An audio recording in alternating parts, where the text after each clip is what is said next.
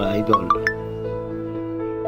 gagawin natin itong tampering rammer. Ito po yung may leak ng langis sa makina. Tatanggalin ko po yung carburetor. Tatanggalin ko muna itong fuel line, itong hose. Fuel line, yan po yung nagsusupply ng gasolina sa carburetor galing sa tangke. Make sure na nakasara po yung tangke para hindi po tutulo ang gasolina. Gamit ko yung T-wrench 10mm. Tanggalin ko po itong carburetor. Dalawa lang naman po ang tornilyo niyan. Diyan po nakalagay yung air cleaner. Yan o mga idol, para makita po natin maigi yung pinanggagalingan ng leak ng langis.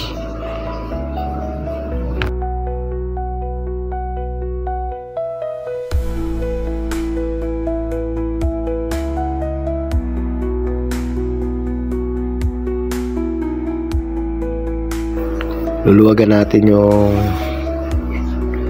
governor. Yan po yung governor.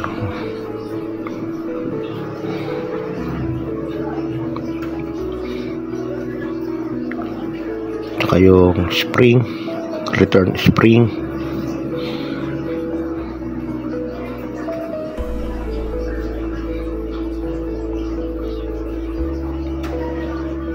Yan, maluwag na. Sisikwatin lang natin. Yan. Bubunot na po yan. Yan. Bunot na po. Yan. Tanggal na po yung carburetor. Makikita na natin yung pinanggalingan ng leak ng langis. Sa valve cover po.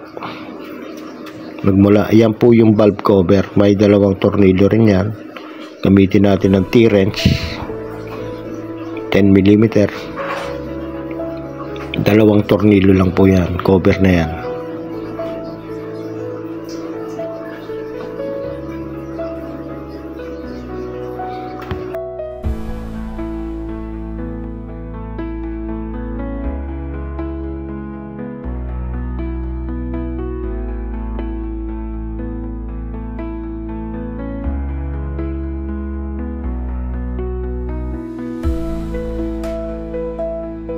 Konting sikwat. Ayan, nakadikit.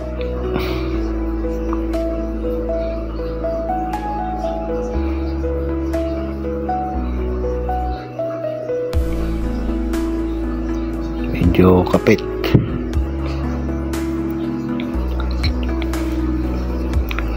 Balin natin yung improvised na tali o alambre. Mahina po kasi yung cover nito, mga ganitong makina, manipis lang, kaya natatanggal po. Ginagawa, tinatalian na lang po ng alambre.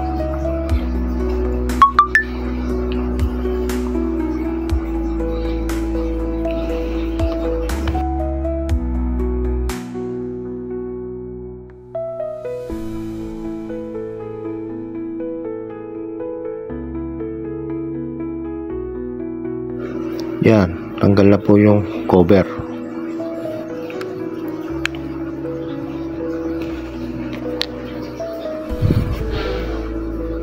Check natin yung pinagmula ng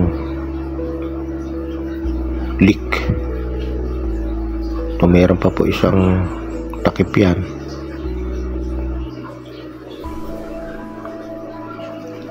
Meron pong salamin. Yan, takip na yan.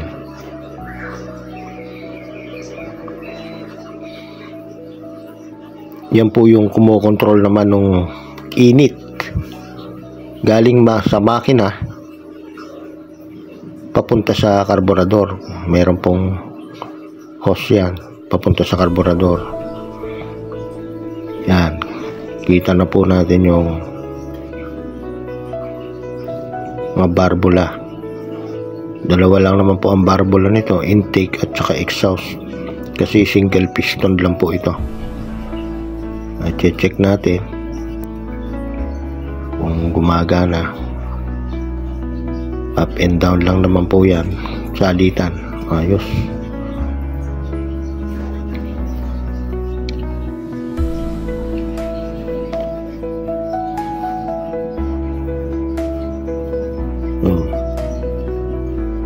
Check. Ayos. Gumagana naman.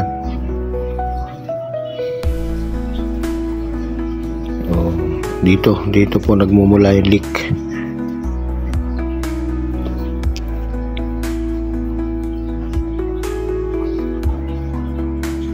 Nasa lang mga langis na tumagas.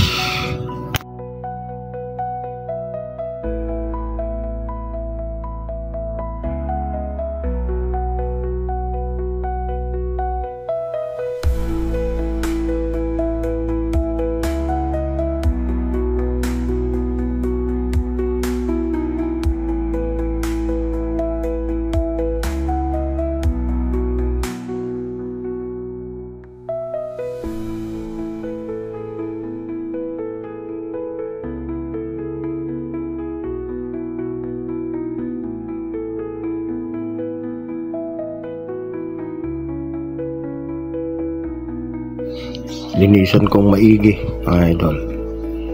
Brasin ko. Meron akong konting gasolina at yan ang pinambabras ko para matanggal po lahat yung langis, ang mga alikabok.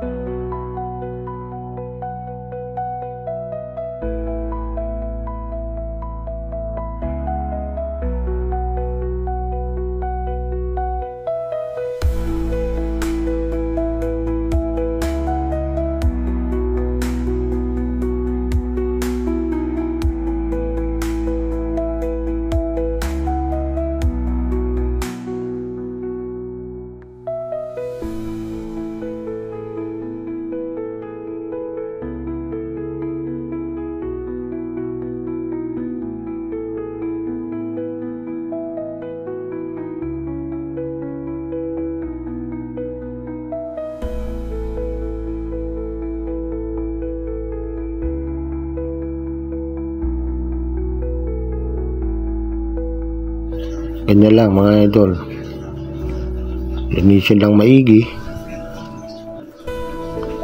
para pag-assemble malinis na. Ang gagawin natin dito, yung gasket lang po, papalitan natin yan.